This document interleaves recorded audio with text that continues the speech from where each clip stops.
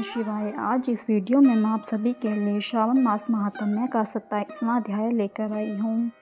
शुरू करती हैं। हे संत कुमार, श्रावण मास में मनुष्य को जो अन्य कार्य करने चाहिए उनको सुनो। जो अन्य कार्य करने हैं वह इस प्रकार है। भगवान शंकर ने कहा, कर्क की संक्रांति से सिंह की संक्रांति तक सब नदियाँ रजस्वला हो जाती है, इसलिए उस समय नदियों में स्नान करना निषिद्ध है।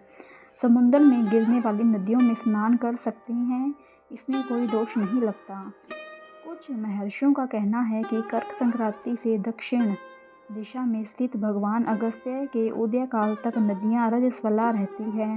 ग्रीष्म ऋतु में भूमि पर जो नदियाँ सूख जाती है वे भी रजस्वला रहती है। अपनी आप जिन नदियों की गति 32 हाथ न हो उन नदियों में वर्षा ऋतु में 10 दिन तक स्नान नहीं करना चाहिए। उन नदियों को नदी न कहकर गर्त शब्द से पुकारी। कर्क संक्रांति के आरंभ में महानदियाँ रजस्वला होती है। जिस प्रकार स्त्रियाँ 3 दिन तक अपवित्र रहती है, उसी प्रकार महानदियाँ भी 3 दिन तक अपवित्र रहकर चौथे दिन पवित्र हो जाती है। गोदावरी, भागीरथी, वेणिका, तुंगभद्रा, प्योष्टि और तापी के 6 नदियाँ विंध्य पर्वत के दक्षिण में बहती है। सरस्वती, यमुना, नर्मदा, गंगा, विशोका तथा वित्सता ये 6 महानदियाँ विंध्य पर्वत के ऊपर बहती है। कृष्णा, बंजरा, कावेरी और देविका ये 4 महानदियाँ कर्क संक्रांति पर एक दिन के लिए रजस्वला होती है। कर्क संक्रांति से गौतमी नदी 3 दिन रजस्वला रहती है। सरस्वती, पलक्षधारा, यमुना, भागीरथी, नर्मदा, सरयू, सिंधु, सती, चंद्रभागा ये 9 नदियाँ और नद नाम से विख्यात शोण, हिरण्य, सिंधु, कोकिल, शतुर्धु, घग्गर, अहिर्त ये 7 नदियाँ पवित्र रहती है, ये रजस्वला नहीं होती हैं। सरस्वती, यमुना, गंगा, धर्मदरवा ये नदियाँ सब काल में गुप्त रजो दोष वाली होती हैं, ये हमेशा पवित्र रहती हैं। नदी के तटवासियों को रजस्वला जन्म पाप नहीं लगता। गंगा जल में रजोदृष्ट जल मिलते से पवित्र हो जाती है। श्रावणी, उत्सर्ग, प्रातः स्नान, विपत्ति के समय, चंद्र और सूर्य ग्रहण के समय रजो दोष नहीं होता। अब मैं सिंह की संक्रांति पर गो प्रसव के फल को बताता हूँ। सिंह का सूर्य हो जाने पर जिसकी गो ब्याई हो उसकी 1 मास में निश्चय ही मृत्यु हो जाती है।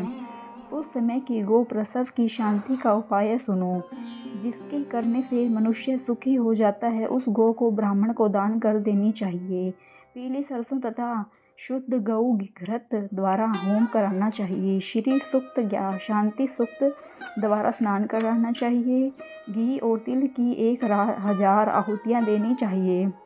सिंह राशि में सूर्य के आने पर गऊ ब्याई हो तो अनिष्ट की संभावना प्रबल होती है। उसकी शांति के लिए अस्यामाव से तथा तद्विष्णु मंत्र से तिल घी द्वारा 108 होम करने चाहिए तथा मृत्युंजय विधान द्वारा 10,000 हवन कराना चाहिए। ऐसा करने से मनुष्य को किसी प्रकार का भय नहीं रहता। यदि श्रावण मास में घोड़ी ब्याई हो तो शांति यज्ञ करने से दोष मिट जाता है। अब तुम श्रावण मास में कर्क या सिंह की संक्रांति होने से शुभ भद्र दान के संबंध में सुनो। कर्क के सूर्य में घृत धेनु का, सिंह के संक्रांति में सोने के छाते का दान करना चाहिए।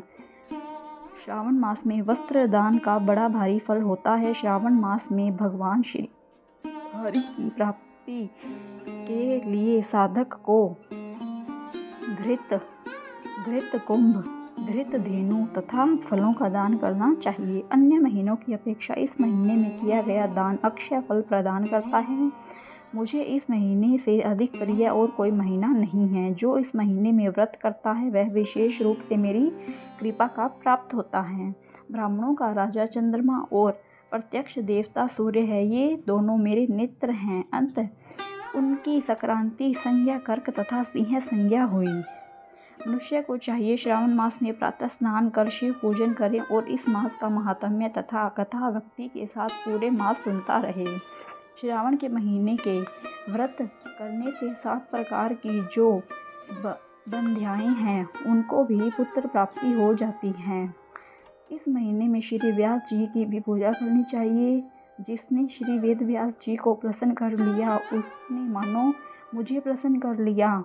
जो श्रावण मास का महात्म्य सुनकर भगवान वेद व्यास का पूजन नहीं करता, यमराज उसके कान काटकर बहरा बना देते हैं। इसलिए इस मास में श्री वेद व्यास जी की पूजा अवश्य करनी चाहिए। जो व्यक्ति भक्ति पूर्वक इस श्रावण मास के महात्म्य को पढ़ता, सुनता या सुनाता है उसको महान पुण्य की प्राप्ति होती है। धन्यवाद मित्रों, यह अध्याय यहीं पर समाप्त होता है। ओम नमः शिवाय।